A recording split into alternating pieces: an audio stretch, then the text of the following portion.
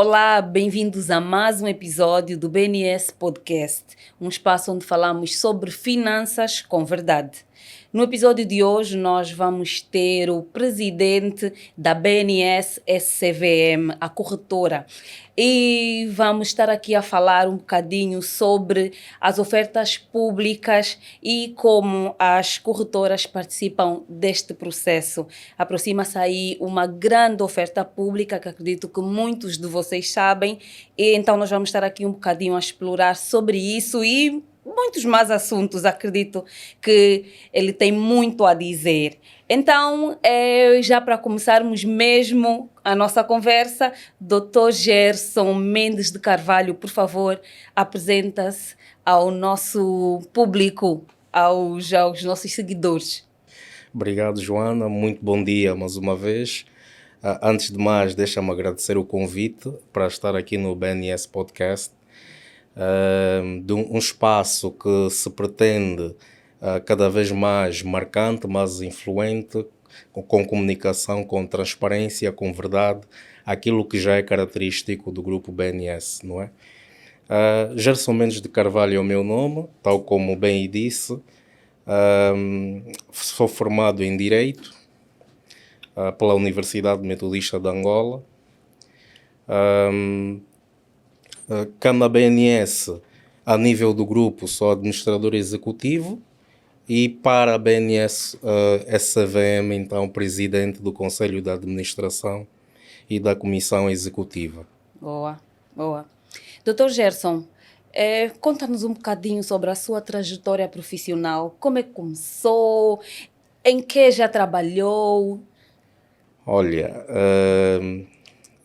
a trajetória profissional foi marcada por passagens em alguns setores, não é? Antes de estar a nível do setor financeiro como tal, já tive passagens pelo setor da construção civil, em duas multinacionais. Tive igualmente passagem numa empresa multinacional americana, ligada à comercialização de robôs de limpeza na altura, que foi mesmo o início da carreira, e lembro-me na altura que estava a fazer uma outra licenciatura ligada à Engenharia Informática de Gestão.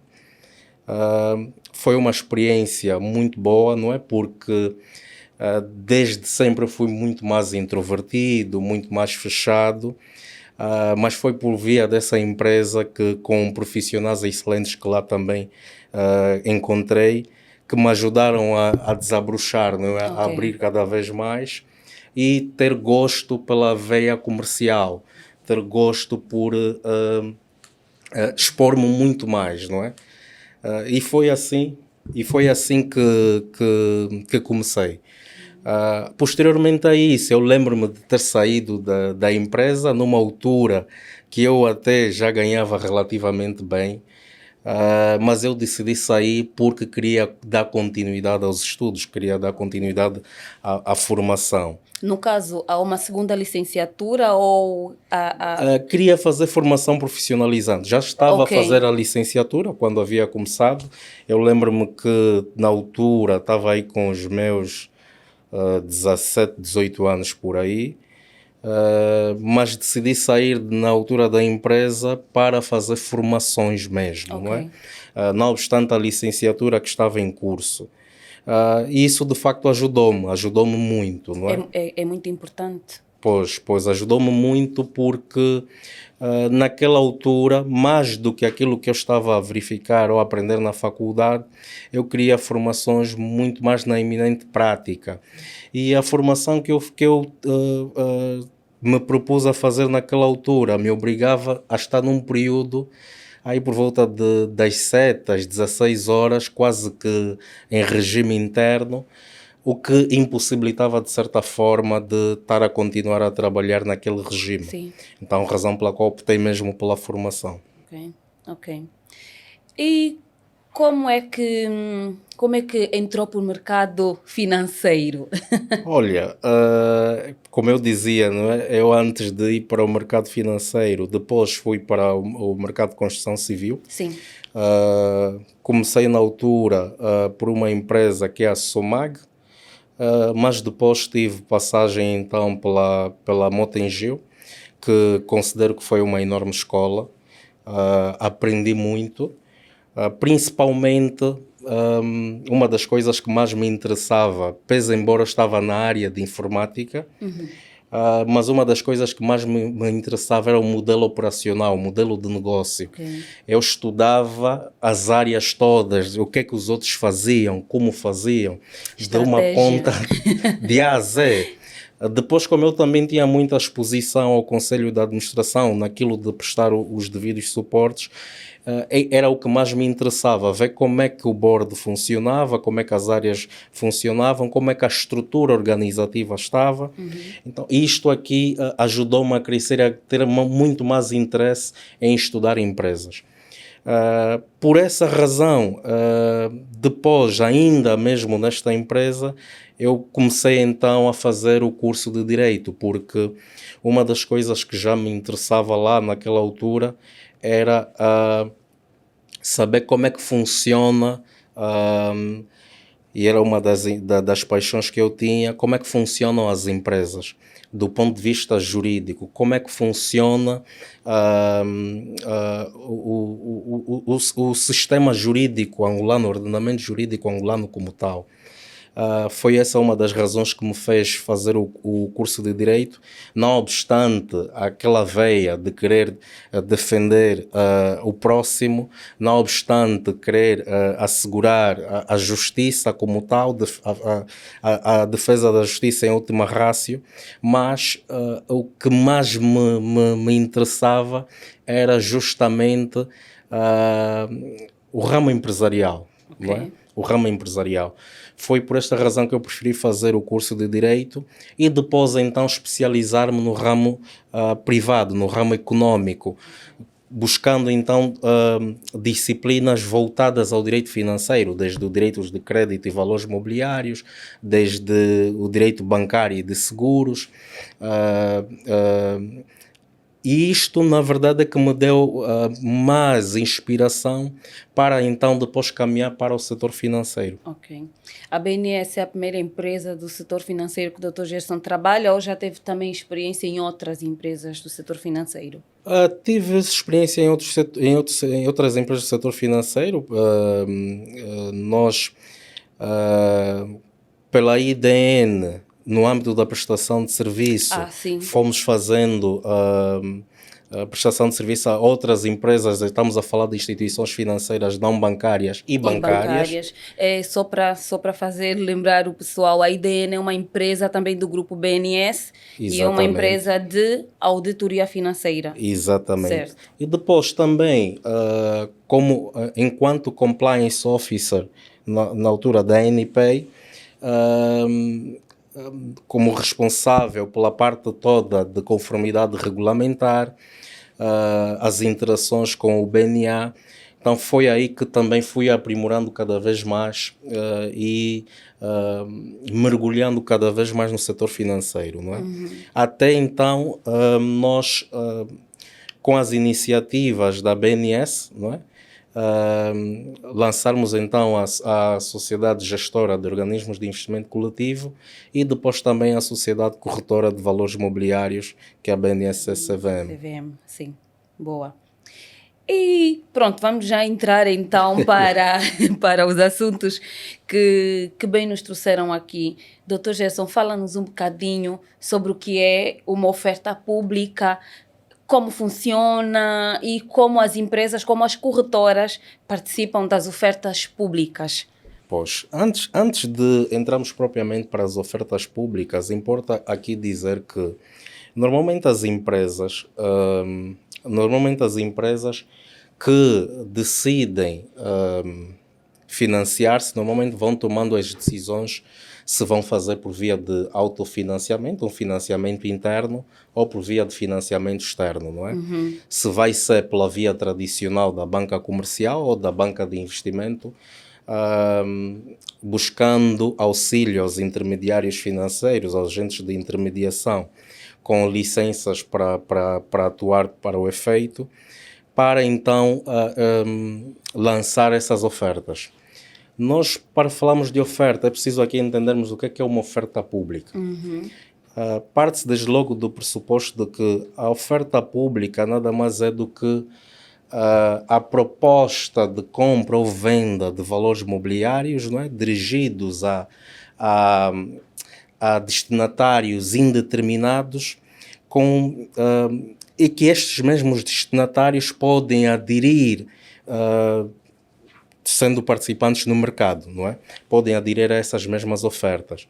Há vários tipos de ofertas, desde ofertas públicas de aquisição, ofertas públicas de distribuição, que depois vão desembocar então nas outras ofertas que muito nós conhecemos, desde OPIs, estamos a falar de oferta pública inicial, desde oferta pública de subscrição, oferta pública de venda, não é?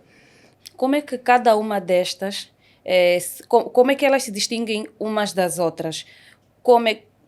O que é a oferta pública inicial, o que é a de venda, de subscrição? Como é que elas se distinguem? Normalmente, a oferta pública, começando desde logo na oferta pública de aquisição, ocorre via de regra quando um investidor faz uma oferta de aquisição ou de compra a investidores que já detenham ações numa empresa ou a tal empresa avisada, não é? Normalmente isso acontece quando o investidor quer ter o controlo desta empresa avisada. No âmbito da nossa regulação, não se faz ofertas públicas de aquisição abaixo de 15%, abaixo de 5%, peço desculpa, daquilo que é o capital social global da empresa avisada, não é? Sim. Depois temos as ofertas públicas de distribuição, em que o emitente, no fundo, com vista a angariar recursos para financiamento, vai emitir valores mobiliários.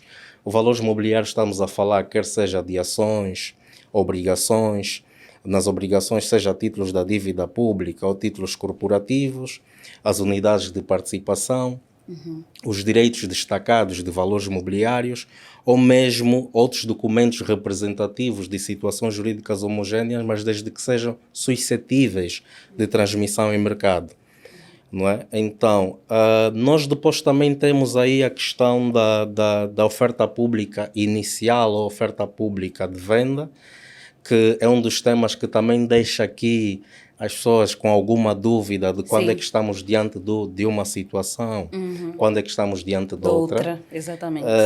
É preciso aqui esclarecer que nós, e muito tem ouvido quando se diz, olha, vamos ter agora uma OPI do BFA, que é o que mais agora está-se a propalar. Vamos ter uma OPI da Unitel, vamos ter uma OPI do Standard Bank Angola, mas uma OPI, uma oferta pública inicial, estamos a falar da primeira vez em que os valores mobiliários são colocados à negociação para efeitos depois de admissão, por exemplo, na Bolsa de Valores, da Bolsa de Valores Mobiliários. No caso de uma oferta pública inicial, via de regra, o emitente, que nesse caso de uma oferta pública primária, acaba por emitir ações, emitir novos títulos. Quando estamos a nos referir a ações, que é o mais comum nas ofertas públicas iniciais, acaba por emitir ações, acaba por emitir novos títulos com vista a arrecadar recursos, seja para financiamento de projetos específicos, seja para desenvolver uma outra unidade de negócio. Então, normalmente opta-se pela via da OPI, porque é a própria empresa que vai beneficiar desses recursos, é o próprio emitente que vai beneficiar desses recursos para fazer face às suas necessidades.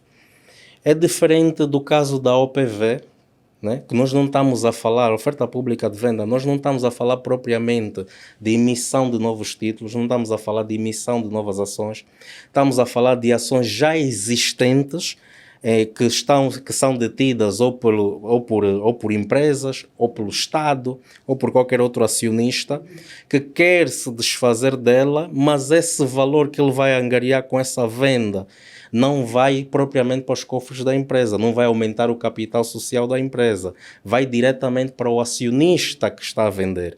É o caso que nós vamos verificar, por exemplo, com estas ações que estão a ser colocadas à disposição pelo acionista Estado, indiretamente por via da Unitel, né? O Estado angolano, no âmbito do programa das privatizações, que vai, no fundo, dispor de 15% que tem no capital social do Banco do Fomento Angola via Unitel, mas isto é considerada como uma OPV, uma oferta pública de venda. Não obstante, o próprio despacho presidencial, o 194/24 de 23 de agosto, ter feito menção de oferta pública inicial. E faz menção de oferta pública inicial. Por isso é que eu disse, pode gerar aqui alguma confusão. Faz menção de oferta pública inicial. Eu já fiquei confusa também. Pois, faz menção de oferta pública inicial porque, não obstante ser uma oferta pública de venda na sua gênese, mas por ser a primeira vez que inclusive essa empresa vai ser também listada em bolsa, pode ser considerada uma oferta pública inicial. No caso, a oferta pública de venda e a oferta pública inicial podem acontecer juntas. Não necessariamente assim. Não é? O que está a dizer é que, em algumas situações, a oferta pública de venda, que via de regra é uma oferta pública secundária, em que estamos a dizer que não se trata de emissão de novas ações, sim, são ações, mas estamos a falar de ações exatamente já existentes, detidas por terceiros, seja empresa, Estado ou qualquer outro acionista, que este acionista ou quer se desfazer na totalidade ou quer se desfazer de parte dessas ações e vai colocar então essas mesmas ações à venda. Nós falamos aqui que pode ser considerada também uma OPI, por quê? Porque essa empresa ainda não está listada em bolsa, vai ser a primeira vez também que será listada por via dessa OPV. Doutrinariamente considera-se também uma OPI. É por essa razão que eu disse que poderia surgir aqui alguma confusão. Sim, causa sim. Pode ser também considerado uma OPI, mas é uma OPI, uma oferta pública inicial secundária, não é primária. Não é primária por quê? Porque não é a própria empresa, o emitente, que está a fazer a emissão, não tem novas ações, mas estamos a falar de secundária porque é o acionista já existente que está a fazer a venda das suas ações. Okay. Ou seja, no caso em concreto, ele não está a fazer venda total, está a fazer venda parcial, vai reduzir a sua exposição no capital social desta empresa, e isto também vai permitir a entrada de novos acionistas com essa venda, e ele próprio vai receber o capital resultante desta venda. Ok, concluindo, isto é o que está a acontecer com o BFA. Isto é o que vai acontecer com o BFA, não é? Que nós sabemos que atualmente o processo ainda está na CMC, salvo erro, na Comissão de Mercado de Capitais, hoje, a 17 de junho de 2025, pelo que consultei antes até de nós estarmos aqui juntos,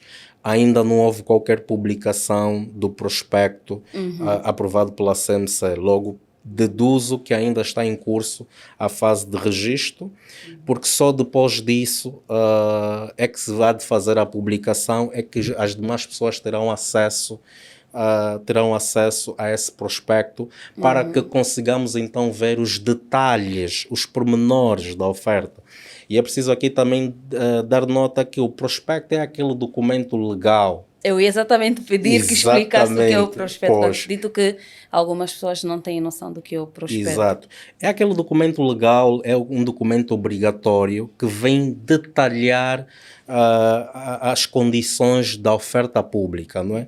Porque nós sabemos que nos casos de ofertas públicas tendentes à admissão, à negociação em bolsa, há um conjunto de requisitos que devem ser observados para que haja então essa admissão nos termos em que é exigido. E o prospecto vem dar essa radiografia, vem dar permitir com que o investidor saiba do historial da empresa, saiba da estrutura de governance, saiba dos riscos a que estará a que estará associado, para que possa tomar uma decisão conscienciosa se avança ou não com esse tipo de investimento de acordo ao seu perfil de risco. Ok. Dr. Gerson, quais são os papéis desempenhados pelas entidades que participam das ofertas públicas? Sejam os colocadores, as corretoras, os emitentes? Qual papel desempenham cada uma destas entidades? Pois, é uma questão pertinente, porque estamos a falar que são vários intervenientes no processo. É um processo que por si demanda alguma complexidade, razão pela qual também não se faz num período muito curto. Sim, já vem a se falar sobre isso Exatamente, faz é tempo. preciso uma preparação para que consigamos sempre os melhores resultados.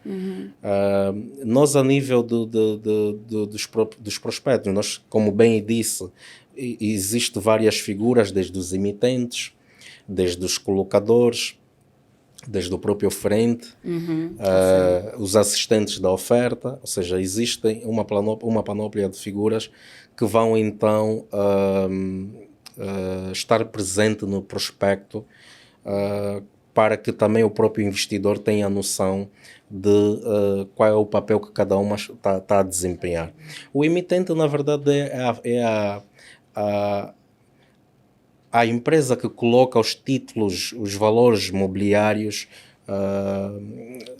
em circulação, não é? Se vai emitir novas ações para que possa captar recursos para desenvolvimento dos seus projetos, como já dissemos. Principalmente nas ofertas primárias, o emitente acaba por ser o oferente. Ok. Depois temos o oferente, que é tão somente aquele que promove a oferta pública. Por que é que falamos daquele que promove a oferta pública? Porque em algumas situações nós falamos que as ofertas primárias, os emitentes podem ser os oferentes. Sim. Como no caso de uma OPI, não é? Uma OPI pura e dura. Mas para os casos das ofertas públicas de venda, nas ações já existentes, que é considerada como uma oferta pública secundária, nem sempre, ou quase sempre, a figura do emitente não é a mesma que a figura do oferente. O que é que acontece? Qual é a diferença? Um exemplo. Se fosse, no caso em concreto, um exemplo mesmo, se fosse o BFA a emitir novas ações para que sejam colocadas a nível do mercado, estaríamos aí na figura, reunidas nessa figura, o emitente BFA, e quem está a promover a oferta é o BFA. BFA. Mas no caso em concreto, o emitente desses valores imobiliários é o BFA, não é? É ele que criou que é o titular dessas ações. Titular das ações, exatamente. BFA que tem os valores imobiliários como tal, mas quem está a fazer a oferta não é propriamente o BFA. Quem está a fazer a oferta é o Estado angolano, por via da Unitel, de 15%, e também temos aí o Banco Português de Investimento, o BPI, que também está a colocar na mesma oferta mais 15%. Ok. Então, nós temos os oferentes, essas duas figuras, no âmbito da OPV, e depois temos aqui o BFA do outro lado, não é? Então, por isso é que eu dizia que, em algumas situações, o emitente pode não ser o oferente. E esse é um caso. Pronto, acredito que ficou mesmo claro. E as corretoras, como é que elas participam deste processo da oferta pública? Como é que a BNS vai participar desta oferta pública do BFA? Prontos. Antes de lá chegarmos, deixa só explicar também aí rapidamente uma figura que passou, que é o assistente da oferta, que é, na verdade, a entidade ou entidades contratadas para prestar serviços de organização da oferta em si, organização, estruturação operacional, mas que não são responsáveis pela colocação dos valores mobiliários, né? Elas auxiliam na estruturação da operação, asseguram a conformidade legal e regulatória, auxiliam na preparação do prospecto e também, em alguns casos, auxiliam na melhor forma de fazer chegar a oferta ao mercado, não é? Prontos. Depois questionou sobre... Desculpa. Qual o papel das corretoras no processo da oferta pública? Prontos. Depois é preciso aqui dar nota que, enquanto corretora, as corretoras têm um conjunto de atividades que podem exercer e outras que não. Quais são as que podem e quais as que não podem? Pontos. E No caso, na oferta pública? Exatamente, já lá chego, não é? Porque nós temos as sociedades corretoras e depois temos as sociedades distribuidoras. Diferente de outras latitudes, e eu já venho a discutir isso com algumas pessoas, diferente de outras latitudes que já se fez questão de deixar cair por terra a diferenciação entre corretoras e distribuidoras, na maior parte das outras paragens, o que uma faz, a outra faz. Nós aqui temos algumas diferenciações, não é? Desde logo, as corretoras não fazem negociação de carteira própria, diferente das sociedades distribuidoras que fazem negociação para carteira própria. As corretoras aqui a nível de Angola, segundo aquilo que é a nossa legislação, as corretoras também podem fazer a transmissão, recepção e execução de ordens por conta de outrem, a gestão discricionária de carteiras por conta de outrem, a consultoria para o investimento, a análise financeira, a gestão discricionária de organismos de investimento coletivo ou, se quisermos, a gestão discricionária de fundos de investimento. E que, por incrível que pareça, nós também, a nossa licença e pelo capital social abrange também a gestão de fundos de investimento. Não obstante, nós temos uma sociedade gestora que é para esta então que vai fazendo a gestão desses fundos. Fundos esses que estão a ser estruturados e muito brevemente serão remetidos à CMC para efeitos de registro e depois então começarmos com o período de comercialização. A diferença com a distribuidora, as distribuidoras, nós fizemos aqui algo que eu também esqueci de mencionar no objeto social das corretoras, que é fazemos a colocação sem garantia de valores mobiliários, não obstante também a parte de registro de depósito, mas fazemos a colocação sem garantia. Colocação do que é propriamente? Sim. E é importante que se diga isso, não é? Exatamente. A colocação que tanto as sociedades corretoras e distribuidoras fazem da distribuição dos valores mobiliários junto dos investidores. A colocação é isto, é a distribuição de valores mobiliários junto de investidores. E lembrando que valores mobiliários nós estamos a falar de ações, segundo a nossa legislação, estamos a falar de ações, estamos a falar de obrigações, estamos a falar de unidades de participação em fundos de investimento, estamos a falar de direitos destacados de valores mobiliários, estamos a falar de outros documentos representativos de situações jurídicas homogéneas, desde que transmissíveis em mercado regulamentado. A nível das ofertas públicas, as sociedades corretoras podem auxiliar nesta colocação. É preciso dar nota que numa só oferta pública podem ter vários colocadores, desde que também constem no prospecto. Ok. Podem ter vários colocadores a fazer a distribuição de valores mobiliários, isso também para garantir um melhor resultado, porque estaríamos a falar de recolha de intenções, recolha ou subscrição efetiva e depois, em momento da apuração de resultados, liquidação física e financeira, garantindo o melhor resultado para a própria emissão dessa oferta. Logo, as sociedades corretoras desempenham um papel fundamental, não é? Porque é por via desta que os investidores, depois de analisar o prospecto, obviamente, depois de verificar se vale a pena ou não fazer o investimento, claro, nós aqui, a BNS Corretora, dando esse auxílio todo, prestando a informação necessária para que os investidores também possam tomar uma decisão conscienciosa, uma decisão esclarecida sobre se avança ou não com o investimento a que se propõe fazer, e depois então ter os títulos refletidos na sua carteira e se decidir avançar com a compra, avançar com o investimento. E neste momento, nesta fase da compra das ações, ainda há a possibilidade de haver rateio. Sim, há a possibilidade de haver rateio, principalmente porque, é assim, normalmente quando a procura excede a oferta e de modos a que haja uma melhor distribuição, pode-se socorrer ao rateio, mas é preciso também dar nota que para que haja rateio é preciso que esteja previsto no prospecto.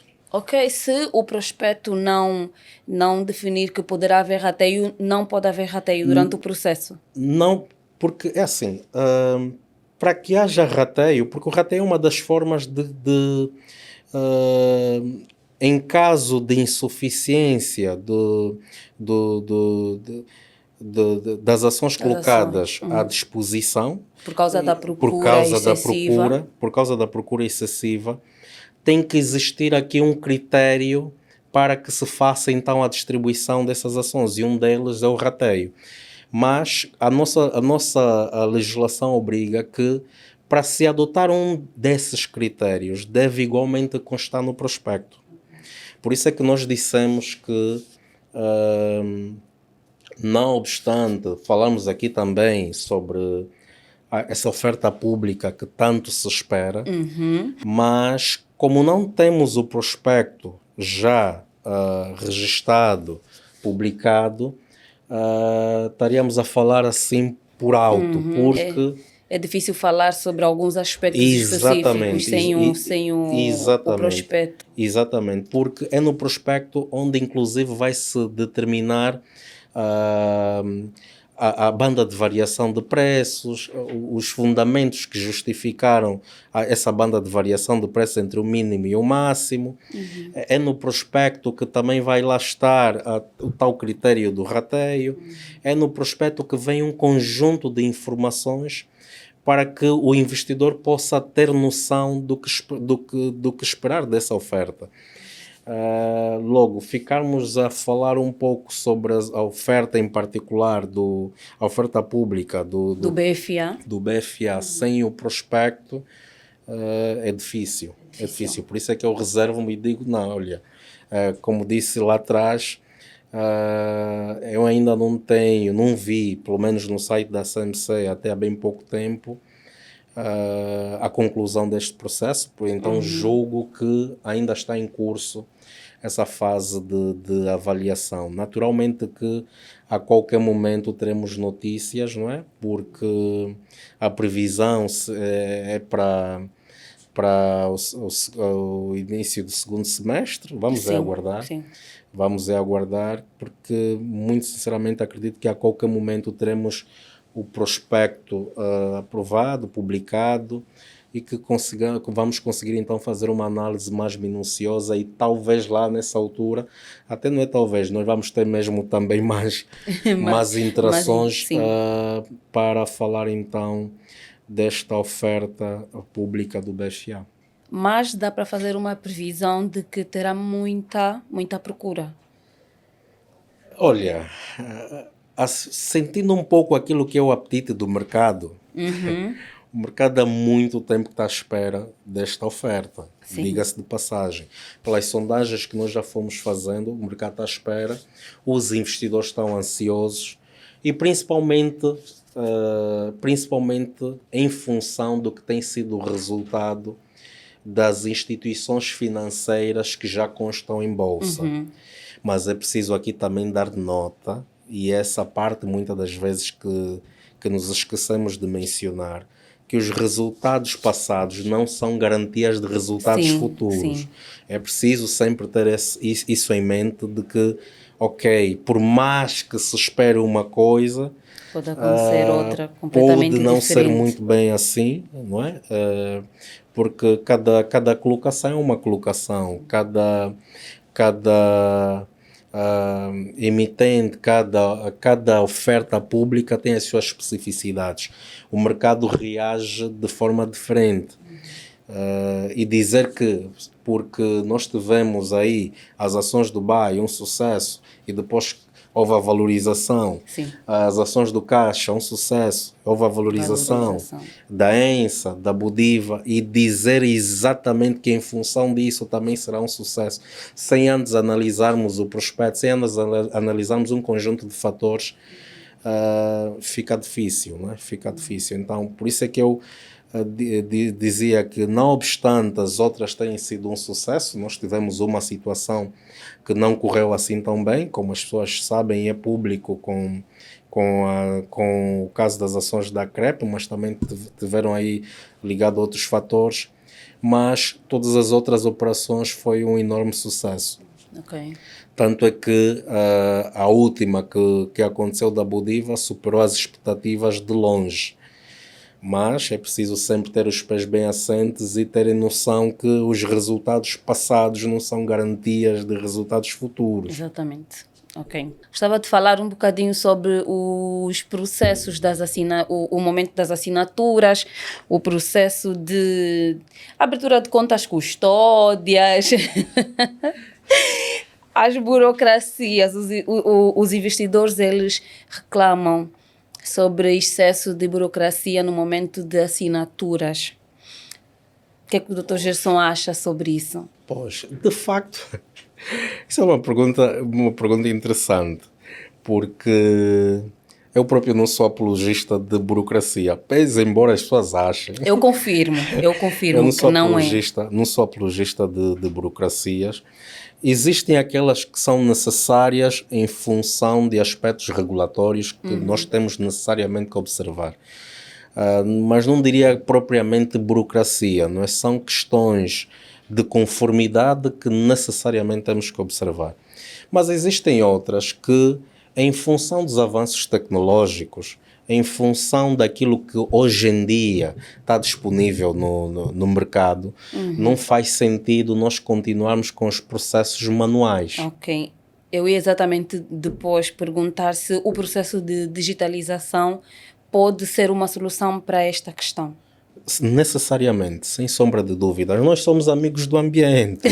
Sem Nós dúvidas. não podemos estar constantemente a fazer impressões quando hoje em dia já existem mecanismos de termos todos os processos digitalizados. Temos os processos digitais sem necessidade de fazer impressão. É o processo digital de A a Z.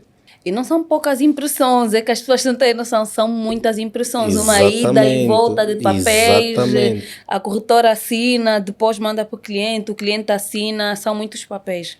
Exatamente. Olha, eu por acaso, pronto, eu mencionei, né, sou formado em Direito, também sou advogado, e Uma das coisas que nós temos discutido algumas vezes é com o processo de digitalização dos tribunais, né? Que é uma bandeira que foi levantada e que está em curso, mas a verdade é que, hoje por hoje, em quase todos os setores, se reclama muito por digitalização dos processos. E as instituições financeiras que devem estar na dianteira não podem ficar atrás nisso. É óbvio que nós aqui também na BNSVM continua em curso o processo de digitalização. Nós estamos com os mecanismos muito avançados para termos igualmente os processos de A a Z completamente digitais.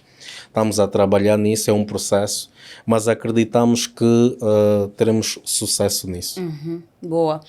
Agora, o branqueamento de capitais é um assunto que infelizmente tem deixado Angola cada vez mais sob a atenção dos especialistas.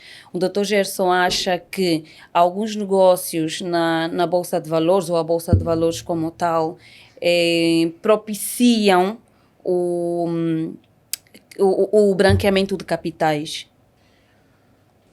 Olha, essa é uma pergunta muito, muito interessante, mas hoje por hoje, em função dos passos significativos que Angola já deu, não obstante regressarmos na lista cinzenta, mas tendo em conta os passos significativos que Angola já deu e que tem estado a dar,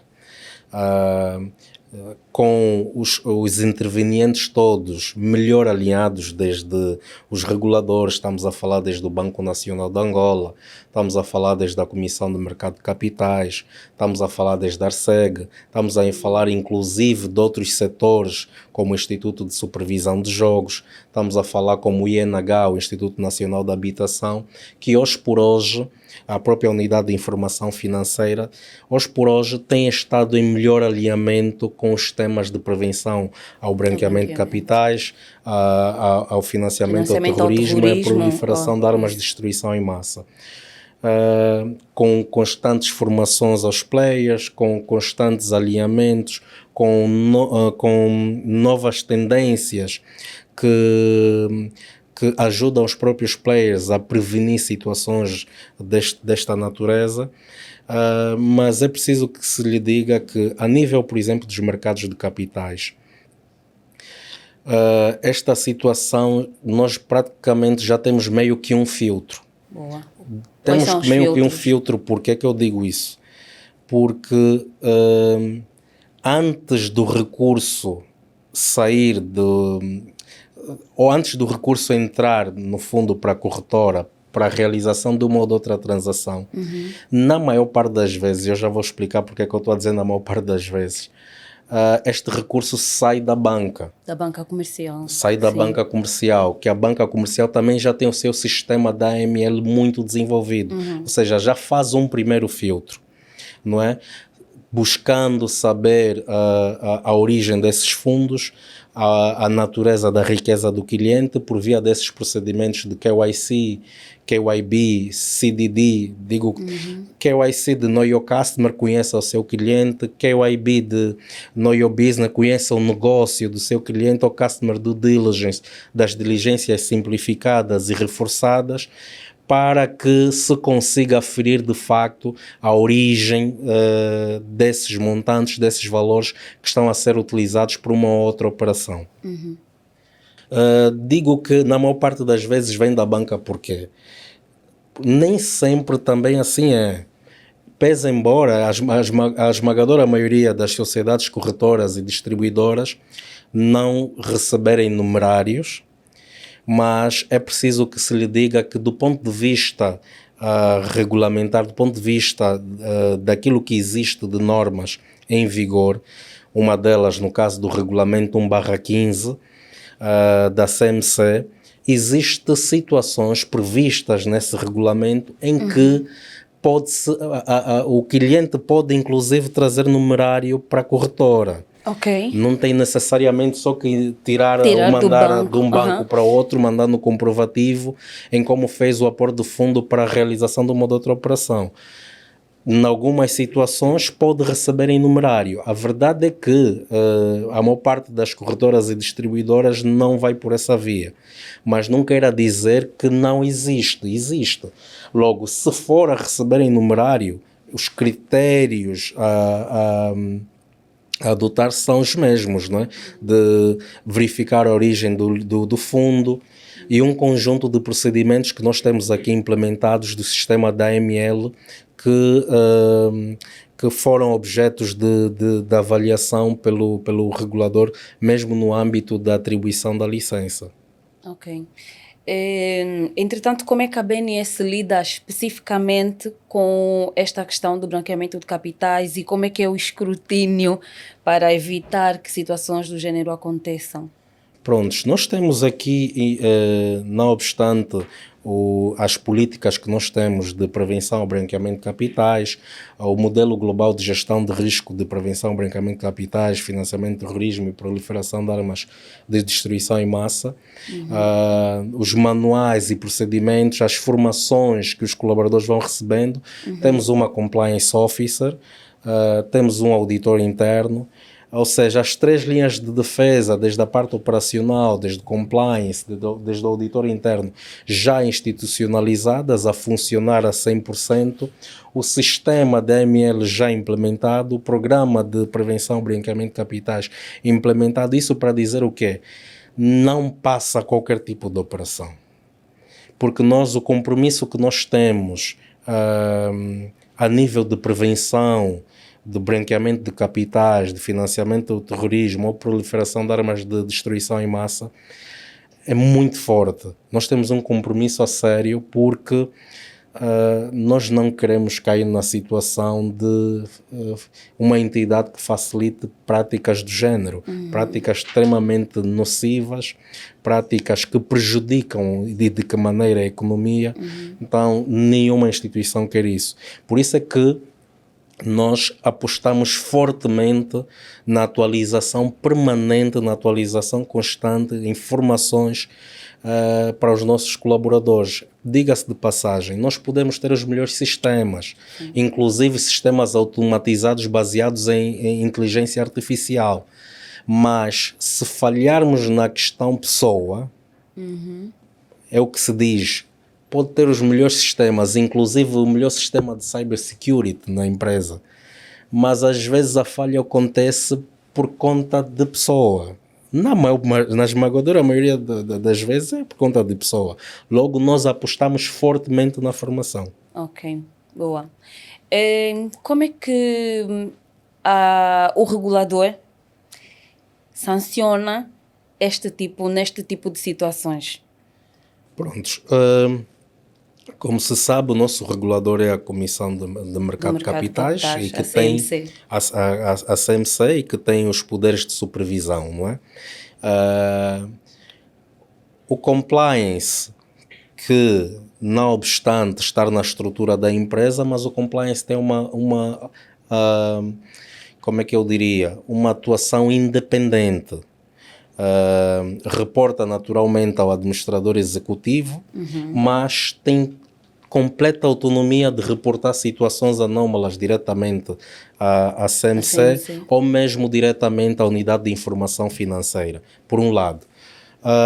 Por outro lado, a CMC tem poderes de supervisão, que pode fazer inspeção on-site ou off-site, quando bem lhe aprouver ou se entender que existem aí indícios que precisam de ser verificados. Okay. Logo, a atuação da CMC é bastante ampla, isto para garantir mesmo que as instituições financeiras que foram autorizadas por elas estejam a agir dentro dos parâmetros normativos, quer do ponto de vista comportamental e prudencial.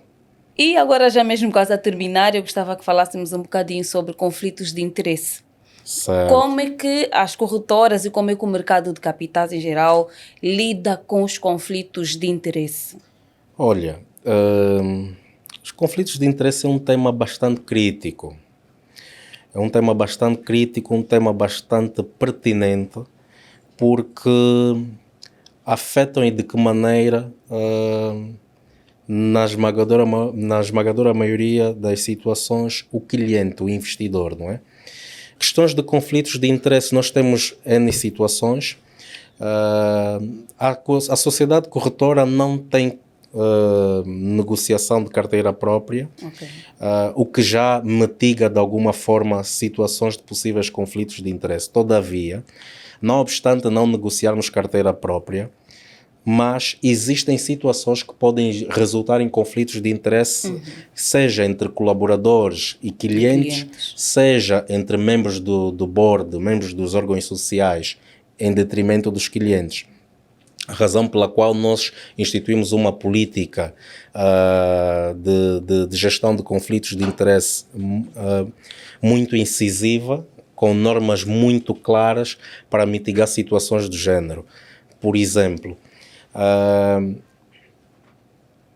é prática nossa termos as ordens do cliente como prioridade absoluta. Ok. Prioridade absoluta. Isto para dizer o quê? Que se um cliente der uma ordem para a compra de um instrumento financeiro, para a compra de um valor mobiliário, e ao mesmo tempo um colaborador, um trabalhador BNS, também der uma ordem semelhante, ainda que nos sistemas consigamos aferir, foram dadas ao mesmo tempo, mas a ordem do cliente prevalece. Está padronizado, prevalece. E ainda que o colaborador tentar executar a ordem dele, os sistemas foram padronizados para que esta ordem vá primeiro à autorização a nível da compliance, só depois então é que dá o seu curso normal, não é? Isto para mitigar mesmo e tentar aqui debelar possíveis situações de conflitos de interesse. Depois, existem determinadas ordens que, pela sua natureza, passam primeiro por uma aprovação, não é? Isto justamente para tentar aqui afastar situações de conflitos de interesse.